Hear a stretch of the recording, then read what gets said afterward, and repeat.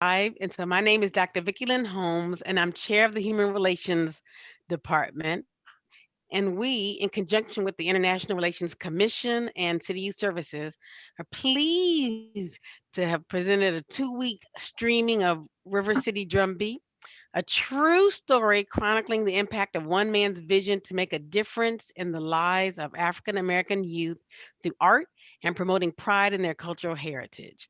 So if you haven't seen it yet, this inspirational documentary will be live until February the 28th, so you can still let other people know and get them interested. So let me tell you something a little bit about the Human Relations Commission. We exist to promote diversity, equity, and inclusion in housing, education, employment, and public service. So we advocate for all citizens with special care to underserved communities. And we do this through research, advocacy, education, mediation, and empowerment. We strive to make Holland a place where all residents are honored and empowered to become productive members of the community, unhindered by bias, misunderstanding, and conflict. So there's a little plug there for you if you are interested in becoming a Human Relations Commissioner to come visit us every third Thursday of the month. Our meetings at 6 p.m. and all are definitely welcome. But it seems in our vision that we share that vision with Mr. Marlon Johnson here, our 10-time Emmy Award winning producer and director of this documentary, who has graciously allowed this live question and answer time. So simply type your questions into the chat as they come up, or as you're thinking about them, and we will just go right through them as time permits. We begin, let me tell you a little bit about Mr. Johnson. I'm going to read some of his bio. As I mentioned, he's a 10-time Emmy Award winning producer and director, having worked on documentary films exploring music and cultural issues like Singular, Symphony in D, Sunday's Best, and Coconut Grove, A Sense of Place. The Ford Foundation commissioned Johnson to direct the documentary Breaking the Silence, which chronicled the rise of HIV infection in the Black American South. Wow.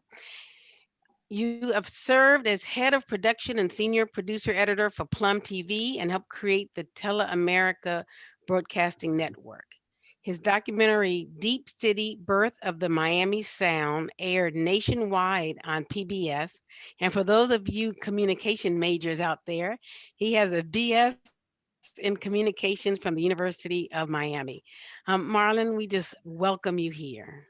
Thank you so much for having me. It sounds so great when you say it like that. I mean, like I need you as my spokesperson. That was wonderful. Thank you. You just do the work. You don't stop to reflect on it, and so it's great to be here. And I can't wait to engage with everyone. So absolutely, Perfect. so gracious to be here. Perfect. I'm going to lead off with the first question, which is twofold. So, what we want to know is what inspired you, along with Anne, to take on this project, and what impact were you hoping to achieve? Yeah. So first, what inspired me, I think, I was invited out to Louisville. I had worked with Ann on something in Miami. I'm from Miami originally, and we had worked together on a small piece about music and hit it off quite well. And so they invited me out to Louisville.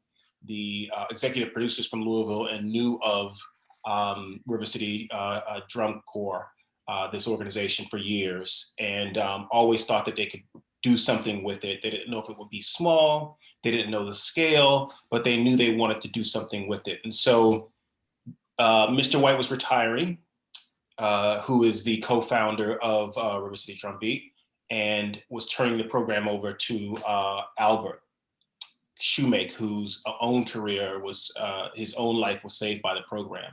Mhm. And so once Mr. White announced that he was retiring, that really kind of set the ball in motion.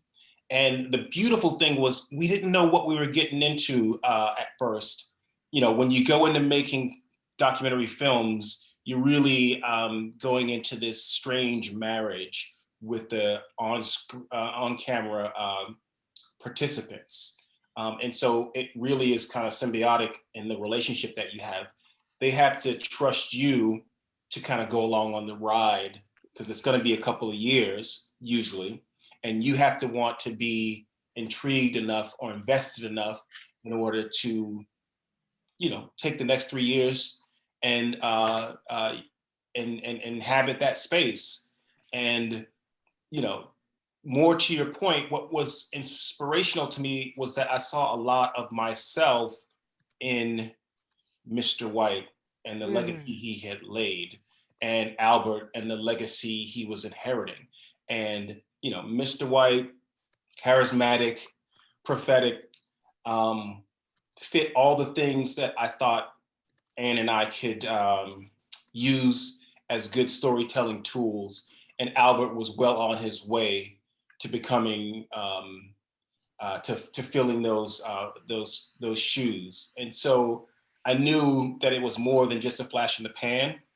My inspiration was seeing the work that they were doing. I stayed for a week and just kind of explored me and one other person, a really small footprint as far as crew, and just intuitively knew that there was a bigger story here about community, about mentorship, about the impact of the arts.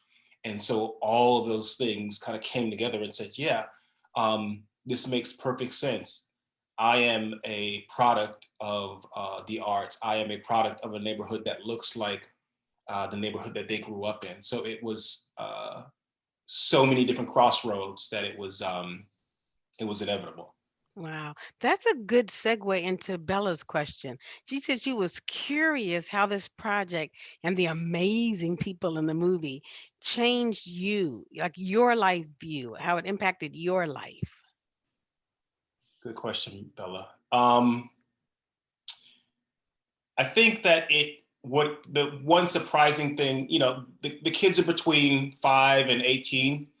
And very early on, when I would show up to their events, to their schools, to their practices, they were really struck by how someone that looked like them was in control of this big production, and how important that was. And I didn't anticipate that early on. And so there was a certain level of responsibility that came with that, that these, African-American young, impressionable boys and girls saw me in a state of authority, and how they had never seen that, but it opened up more possibilities to them. And I don't know if it's intrinsic to the South or what have you, but it morphed into a larger responsibility that I had to the community to tell these stories. And I didn't really anticipate it as raw as and real as it was, if that makes sense. It does. It I want to know what does. Bella's eating though. That's the real question, because that looked delicious. You're I'm teasing. I'm teasing. But yeah, that was the biggest. I think that was the biggest surprise. Wow. Wow. She Yeah. did answer chicken stir fry. He did not mind you eating a chicken stir fry. brain In a food. Brain food. Yeah. in a previous interview, you talked about the importance of the role of mentorship. And can Sure. you elaborate on that a little bit? Yeah, I think that I don't want to get on my high horse, but I think that there's this thinking in America that we are all exceptional individuals, or this idea of exceptional individualism. And that kind of is in contrast with this idea of having a community help raise you and mold you and build you. And mentorship is a critical part of that. Being able to give back. Everyone can say, "Oh, I made it on my own," but in actuality, we've all had someone in our lives that's influenced us and has mentored us to a degree. And so I think that that tradition is one that is important for the success of the future of our country. No, no, I definitely see it. And there were different levels of mentoring and Sure. mentorship in the movie. Can you talk about that a Different little levels. bit? Yeah, more specifically, like generational versus. Yeah, there was generational. Yeah, there was gender, maybe. Yeah. I think definitely generational. I think, what was interesting was that a lot of the young kids, when they saw the film, it put in perspective how important the organization was in a way that they hadn't fully realized. And so they were conscious, or more conscious, about maybe listening more to the folks that came ahead of them, their mentors, and really became a lot more conscious about the canon that they exist in, and Mm, where their role was, or where their role is in that timeline. And so there's this responsibility, there's this obligation that each of them felt, whether you were 16 and you were, kind of training the 13-year-old. Everyone knew kind of what their role was, even that much more intently. So yeah, I think that was another great takeaway, for sure, yeah. for sure. Yeah, that was powerful. That means Yeah, it yeah. doesn't matter our age, right? We can all mentor. Yes, we can all mentor at some level, for sure. Hmm. You also mentioned that the power of the arts to steer one's own life toward the best version of themselves was exemplified in this film. So Sure. tell us more what you meant by that statement. So I'm only drawing on kind of my own experiences, and I grew up, like I said, in a neighborhood that an underserved neighborhood where kids that look like me were told no a lot, and for reasons I won't get into, I was able to get into a performing arts school, which took me out of that environment, and suddenly I was thrusted into an environment of kids who were told yes. Artists, musicians, writers, um, saw the world differently. And that is when it was a transformative moment for me, was the arts, was the music, was literature, was film, was theater, um, was visual arts. Uh, it was the vehicle by which I was able to escape the circumstances in my own community, in my own environment. And I think it is as a powerful tool as you can have for young kids to open up their minds and have it transform you. I can listen to music and it can tell me about, it can transform me to Liverpool or Hmm. Kingston, Jamaica, or Detroit, Michigan, or the South Bronx. That's a wonderful phenomenon, and it was a saving grace for me. And also for the arts, and obviously the drum beat is drum line, it's the arts. But I noticed there was one line in the documentary where Mr. White said something about we have sports, Sure, but we were missing something. sure. Can you speak more to that? Yeah, you getting deep now. I'm getting in trouble. No, I love sports. I don't, I'm a big sports fan. I just think that that was another thing that we had in common, is that we were part of this tribe of artists that didn't fit into this kind of typical sports narrative that they have for, especially African American boys. You know, um, I wonder, that's the vehicle. There's a few vehicles that they say you can make it out of, and this has been said. I'm not reinventing the wheel. We all know what that is. But I often wonder, and I ask Mr. White this, is if the country, if society were to put as much energy that they put into sports, into the arts and scientists in these communities, how transformative that can be for the country. Mhm. You have football practice right after school, 3, 4, 5 hours every single day. You have your game, you work out, imagine putting that into the arts. Arts is always the first thing to go. Mhm. Imagine putting that into the scientists with young boys and girls who look like me. How transformative that would be. Yeah, one of my friends had mentioned that that was a serious eye opener for her when she Sure, realized that we were almost in bondage to sports sure, sure. and not being able to get out that way. We also have Anne was saying that she had all kinds of admiration for the adults working with dozens of kids of varying ages. Sure. And she said, "Can you talk more about Mr. White and Albert? Were there other adults as teachers and leaders?" Sure. Yeah. A big part of what we wanted to illustrate in the film was this idea of this village. And, it's not just these strong leaders, but it takes a whole team of support in order to be able to make it a success. And so the parents were really involved.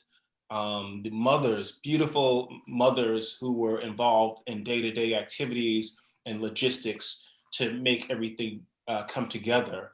And we hope that we didn't anticipate that going into it, and that was the beauty of this endeavor, is that we didn't want to think we knew everything going into it. We allowed ourselves as artists, as storytellers, to let the story come to us, and the community trusted us to get close to them.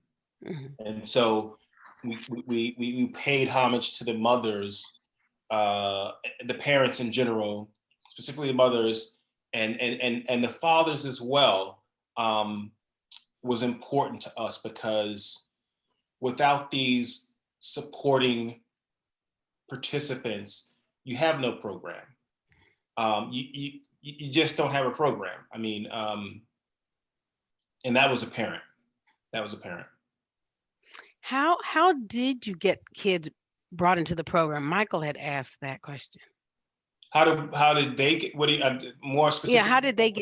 how did they recruit them or get kids brought into the program? From all that I know, no one's ever asked me. Good question, Michael. I think that it's just word of mouth. It's like if you Yes, want to be in the Girl Scouts, or if you want to be in Pop Warner, they had kind of reached out to maybe some YMCA Boys and Girls Clubs early on, and there was some tie there. But it really is a word of mouth, grassroots community organization. You live in the area, you're from the area, you know the organization, and non for profit, and the rest is history. So, and there's no greater kind of cosigner than word of mouth, right? it's true. So, How's the program funded? I even noticed at the very beginning when they were making their own drums and making everything, sure. not all the costumes and everything. And toward the end, they had more funds. So how are they funded? Michael asked that question also. If you want to fund them, Michael, please go to no. It's a grassroots. It's a combination, and I don't know all the nuts and bolts. So it's a combination of grassroots funding and grant writing and grant funding. That typical avenue is their source of funding, and angel investors. Mhm. You talked about some systemic obstacles to our African American youth, and you stated that River City Drumbeat follows this creative community of mentors, parents, and youth making their way in a world where systemic forces raise obstacles to fulfilling their dreams. Can you share more on this very real truth, even still today, how that goes on? This is like therapy, huh? No, I can't help but go back to this.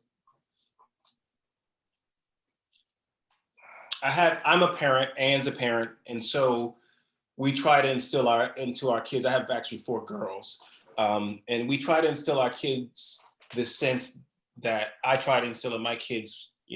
Being 4 Black girls growing up in America, that there's a this is important. There's a sense of realizing the ownership that you possess, meaning that this country, this world is also yours. You're not just a guest in it, but you also are an owner in it. Mhm. And I think that is one of the biggest obstacles, is that so often we uh, feel like we are not fully invested. And I think that for many reasons, but I think that once we get over that notion that no, we actually are owners and full citizens, um, that's the biggest obstacle. I don't know if I answered that question, but it's Uh, yeah. no, there's so many. You had already talked about some of the obstacles even Sure, earlier when you sure. talked about even the stereotype of keeping us in sports Sure, only, sure, and monetarily and all of sure. that.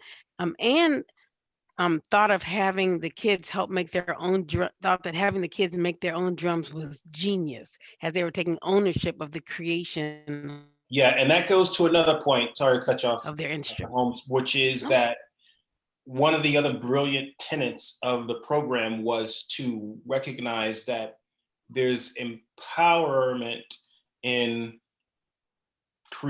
becoming a creator. We live in this consumer society where, we just take. But once you're able to say, I can actually make something, whether that's making something, sewing something and selling it, or making a piece of art, or coding and computer language, you have created something out of thin air, and that is a very empowering mhm. moment. And instilling that into someone, saying, "Hey, if you can play a drum, you can make a drum." Yeah. Yeah. And so once you do that, no one can take that tangible skill set away from you.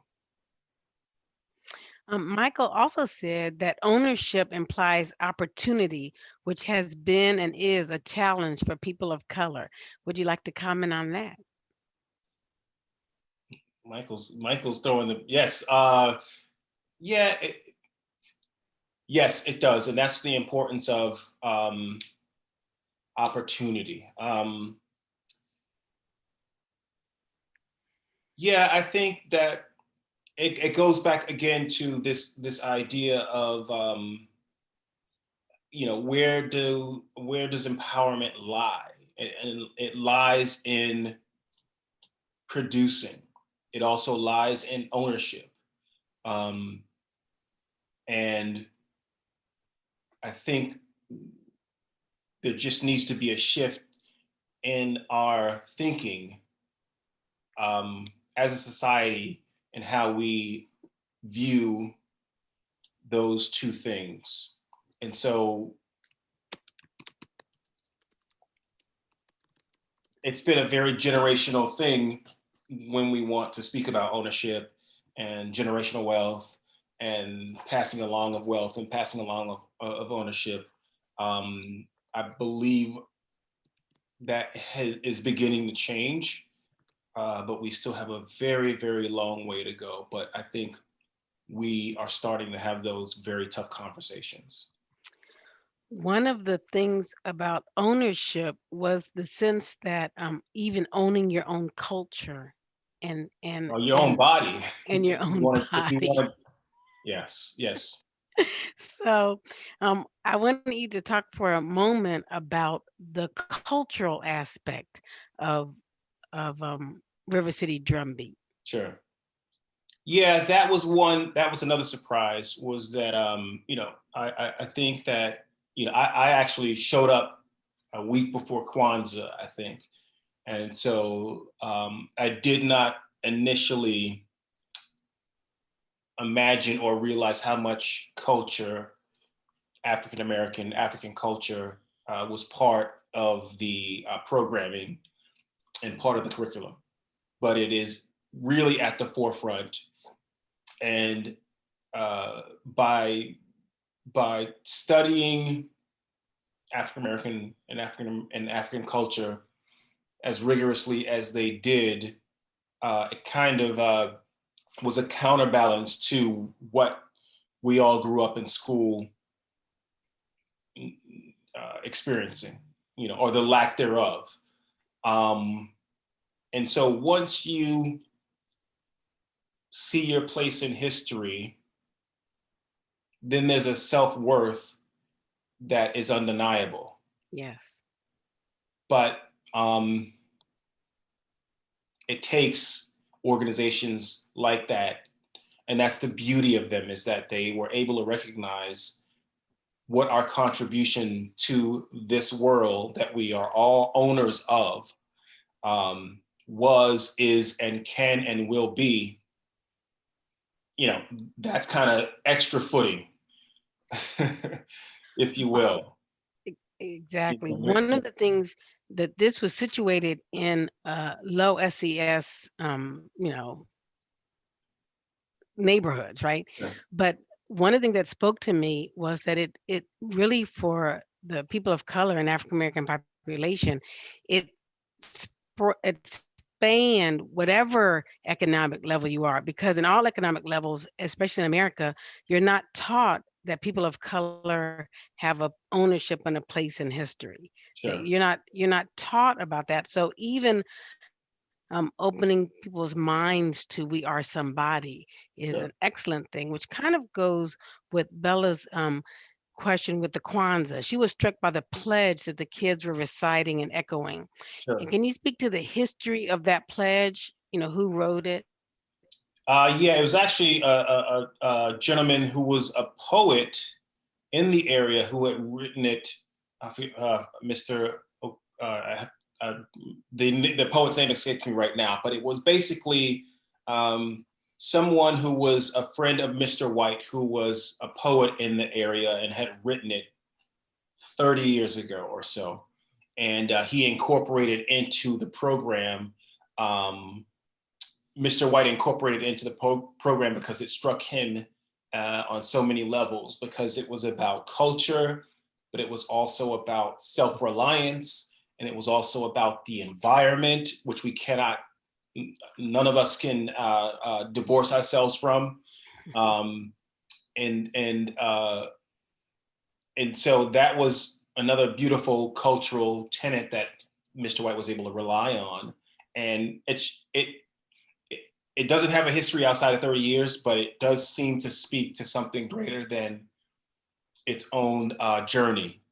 And people always say, oh, what is that from a proverb from 100, 200 years ago? No, it's just a guy, a gentleman, a poet who was inspired by that. And so when I heard it, I kind of thought that, like, wait, why didn't I learn this? And I was like, no, it's the work. And it's so beautiful. And I knew it was going to make it into the film, and I used it in 3 different sections. We use it in three Yeah. different sections to kind of bookend and bring everything together.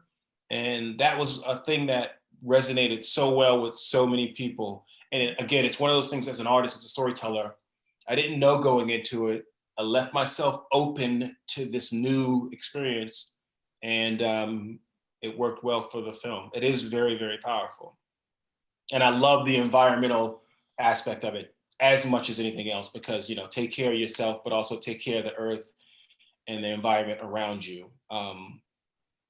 So yeah. Did they recite it every day Every or every day. time that they Yes. met? That's what I was Every saying. time that they met, yeah, they Mhm. would start the day off, and end the day off with that. Yes. Oh, okay, very good. Yeah. Um, you had mentioned earlier about how much work this was in a couple of years or something, but how long did you follow the group and how many hours of video were recorded to produce that 1 hour, hour and a half final production? And that was Michael's. No. So I started in 2016 in December, and we basically did a full calendar or a full year of school of high school, a high school year. Um, a couple of times a week every month. And so I'm in Miami, and Anne's in San Francisco, and so I did most of the production, or a good deal of it, and she would come out and we would coordinate. But it was about 18 months, I would say, of principal photography. And it's funny, Michael, when we first got there, everyone was real skeptical. It's flyover country, for lack of a better term. And so they thought we'd come in and come out. And we just kept coming back, kept staying committed, which is a excellent way to be able to gain trust. And we were lucky to be able to do that and have the resources to do so. And they were like, "You're back again?" And we're like, "Yes." We elevated their expectations of what the project was going to be, which was very, very satisfying. And so, yeah, for 18 months, every month, a couple of times a week, we would come. And then about another 12 months of post-production, of editing and sitting in the room and really hammering out this story. Because, for nonfiction work, or fiction for that matter, the story is really made 3 times. So it's made on paper when you observe something and you say, okay, I think this will be a good story. Let me write out an outline about how I want to execute it. That's number one. The second way it's made is when you actually go and do the thing, and you go and film, and you go and meet, and you go and interview, and you go and observe, and you go and explore. And then you have this big pile of video, and then you find the film and the edit.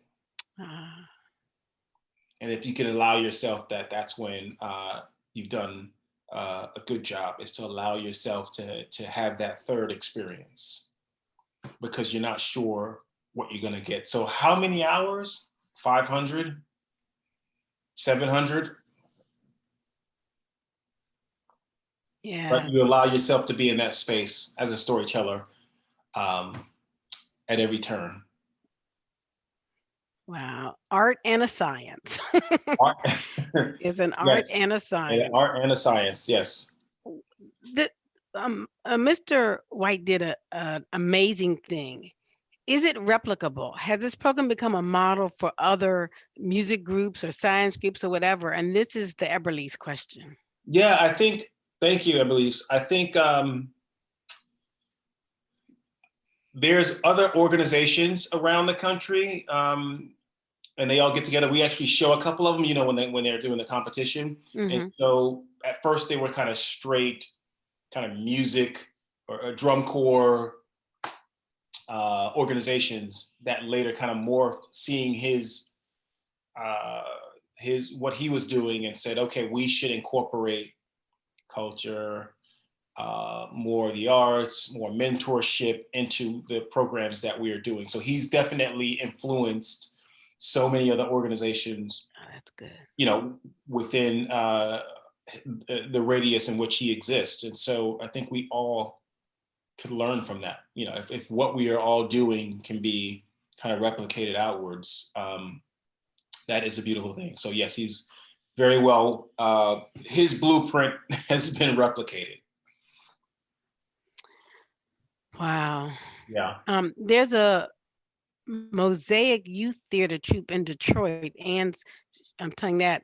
And does that group in Detroit kind of follow that same pattern with some culture, educating, mentoring, and the like? I love Detroit. I did a film in Detroit, so Oh, that's right. yeah. I read that. Well, Anne is typing that chat information. Yeah, let Um, me. I'll follow up on that. Maybe that's the next film. I'll have to get Ann some associate producer credit if we maybe do that. oh, that's funny. You also mentioned Albert Shu. Is it Shu? How do you pronounce his name? His Shoemake, last name? Albert Shoemake. Shoemake.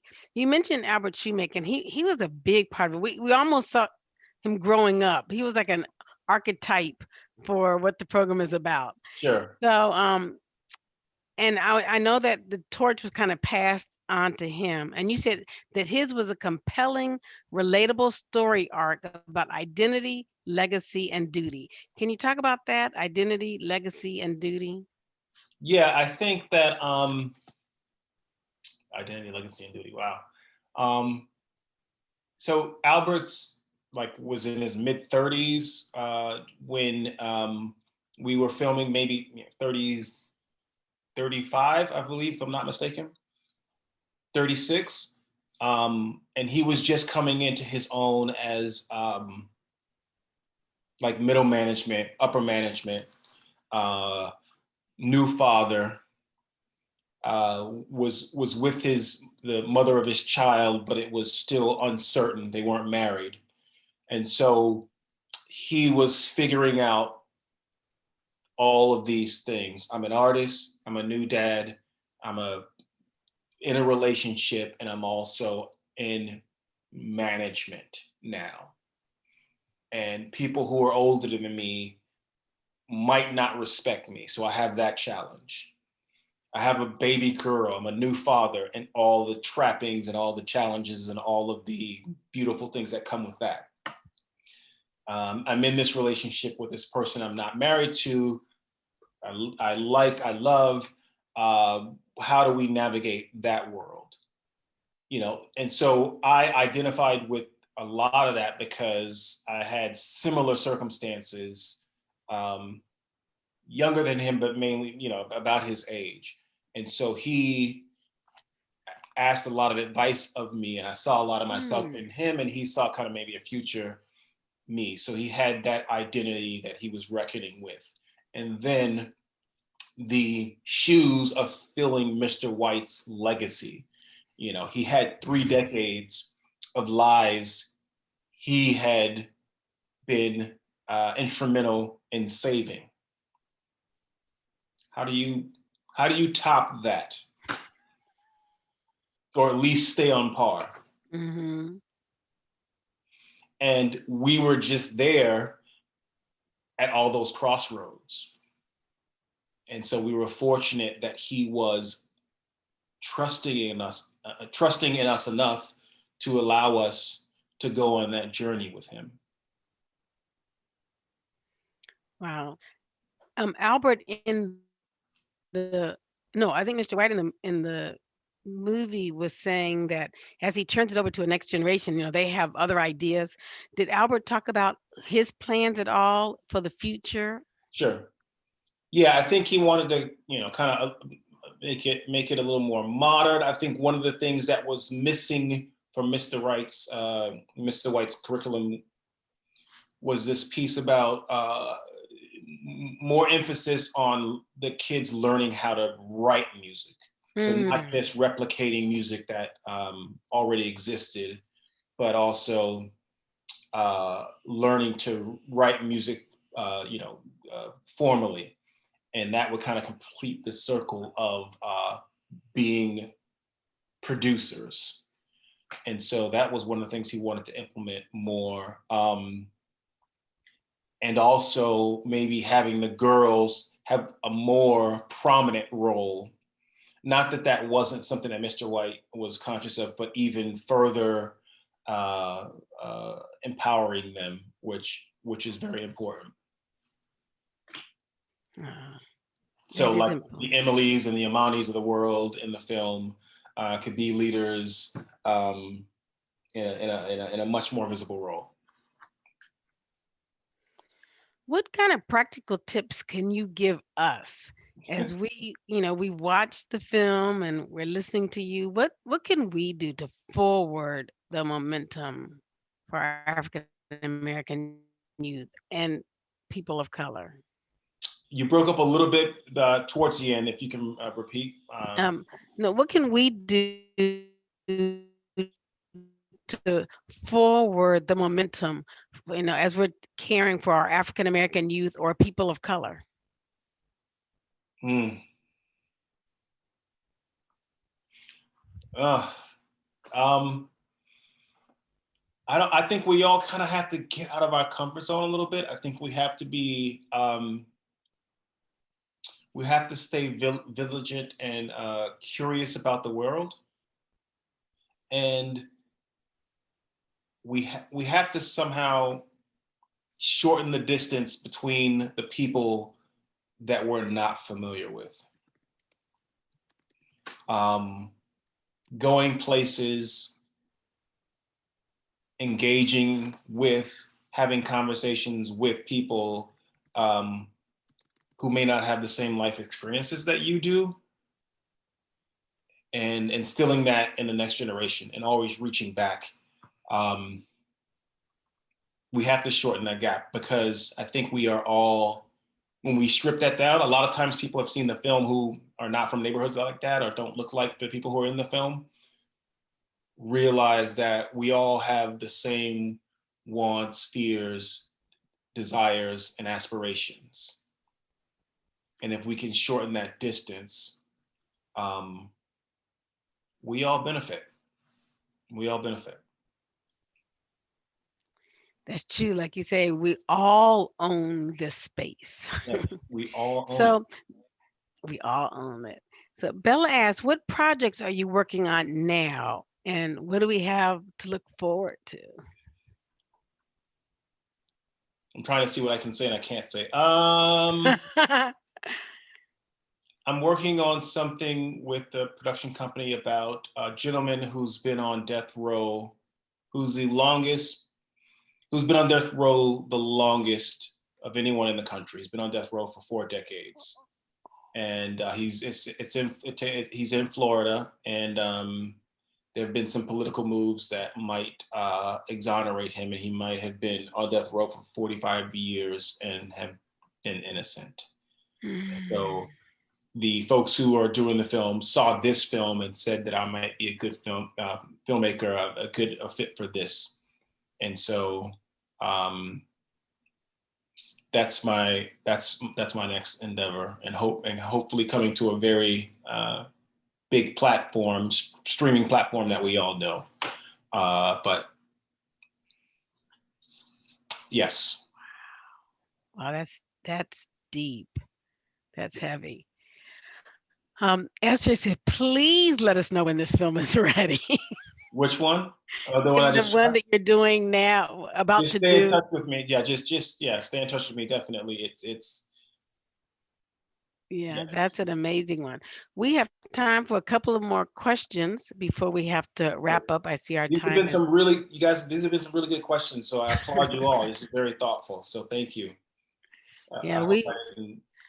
now this might sound frivolous, but I really do want to know what after you put it all together and it's your baby, but was there one scene that really impacted you more than the others?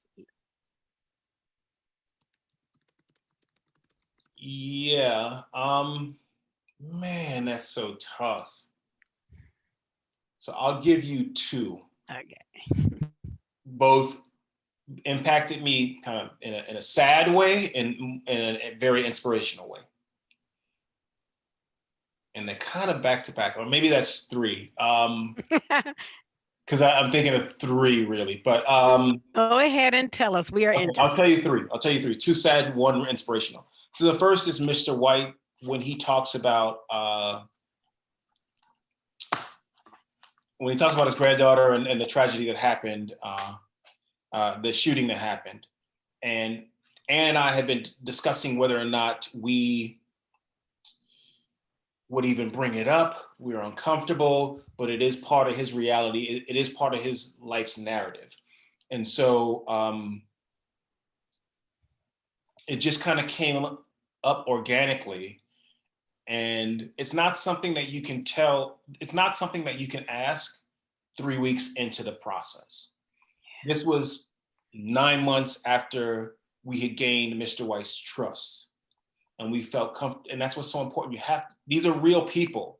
It's not just about going out and getting the shot or getting what you need for the film. You have to live with them. You have to have this lived experience. So documentary filmmakers out there, you have to be embedded in a way that allows them to trust you, and that it can only come from putting in time and putting in work and being a good listener and being situationally observant. And he opened up to us in a way that I didn't think he would. And then when we were putting the scene together, it felt like we struck the right balance of telling the story without being exploitive, but without sugarcoating it. And so that really impacted me. I felt like, okay, Ann and I have struck the right balance. There was some back and forth about, how to put it all together, but that was really one that was impactful. And then another one was when Albert, and this was a total surprise, started reading his college essay, his college application essay, in which he talked about what he plans to do with his life, like we all do in our applications, what he hopes to do, and reading it and reflecting on how many of the boxes he was able to check as a 35-year-old, listening to the voice of an 18, 17-year-old and saying, wow, they told me I couldn't do it, and I'm doing it. Yeah. I mean, to have that kind of reflection.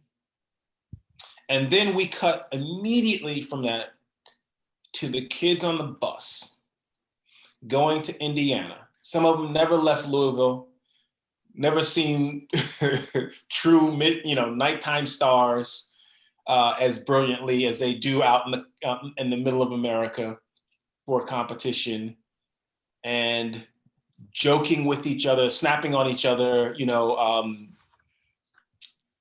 and realizing how fortunate they are to be a part of this program that allows them to see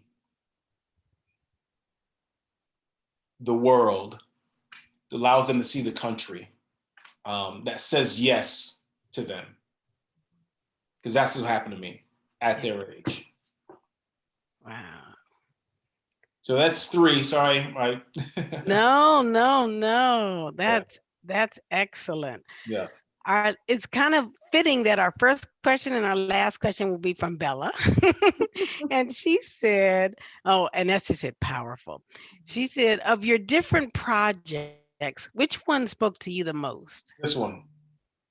Ah, good answer. No, I shouldn't be so flippant. So I've done 5 documentaries, either directing or producing. It's kind of like saying, who's your favorite child? So I have 4 daughters. I have a favorite on any given day. Daughter, that is. That's true.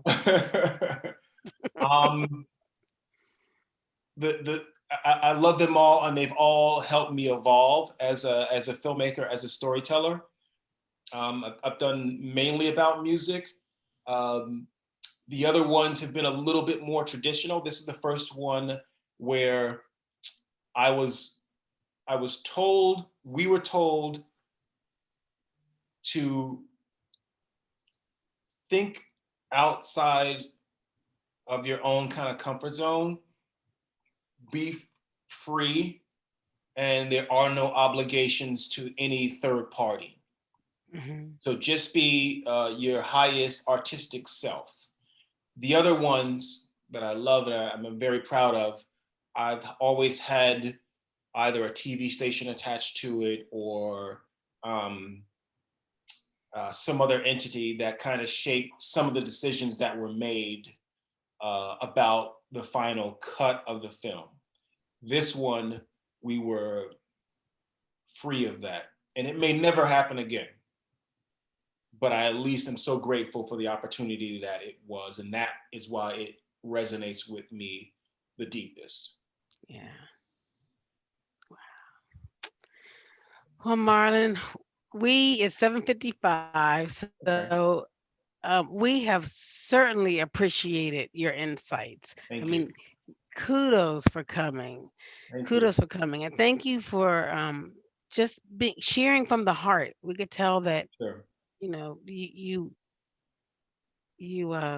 what's the word I'm trying to say? You opened yourself up to us. Yeah, That's yeah, what yeah. that Y'all tricked me. I was not supposed to get that open. So yeah, good. is.